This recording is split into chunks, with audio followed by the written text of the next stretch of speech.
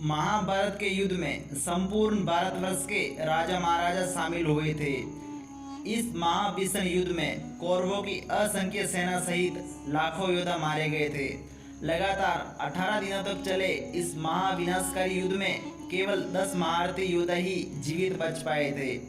भगवान श्री कृष्ण के अलावा पांचों पांडवों के साथ ही कौरवों के कुल गुरु कृपाचार्य गुरु द्रोणाचार्य के पुत्र अश्वत्थामा, यदुवंशी राजकुमार कृतवर्मा और महाराज धृतराष्ट्र के दासी पुत्र युयुत्सु, साथ ही सात्यकी, इन्हीं जीवित बचे योद्धाओं में से एक था कृतवर्मा, जो दुर्योधन का परम मित्र था। इसने महाभारत युद्ध में भाग लेकर हजारों योद्धाओं का वध किया था।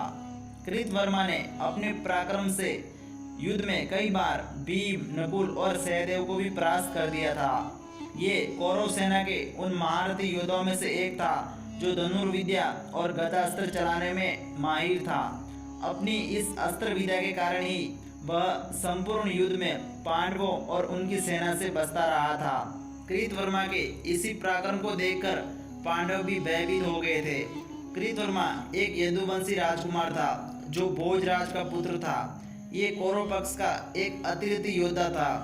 एक समय कृतवर्मा ने भगवान श्री कृष्ण की भी सहायता की थी। उसे श्री कृष्ण द्वारा मथुरा नगरी को आक्रमणकारियों से बचाने के लिए पूर्वी द्वार का रक्षक बनाया गया था। कहा जाता है कि कृतवर्मा बलशाली होने के साथ ही बुद्धिमानी राजा भी था, जो अंगराज कर्ण और अश्वत्थामा के बाद दुर्योधन का तीसरा सबसे खास मित्र था। अपनी मित्रता को निभाने के लिए वह अपनी एक अक्षौहिणी सेना लेकर युद्ध में दुर्योधन का साथ देने के लिए आया था।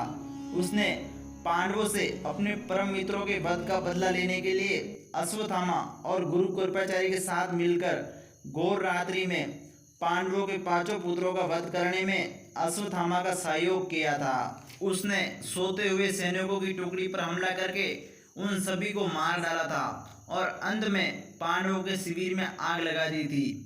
महाभारत युद्ध के पश्चात मौसल के युद्ध में कृतवर्मा का वध सात्यकी नामक योद्धा ने किया था। सात्यकी भगवान श्री कृष्ण के प्रमुख मित्र और सहयोगी होने के साथ ही यादव सेना के सेनापति भी थे। महाभारत युद्ध के शुरू होने से पहले जब भगवान श्री कृष्ण कौरव सभा में शांति प्रस्ताव लेकर जाते हैं, तब सात्यकी भी उनके साथ जाते हैं।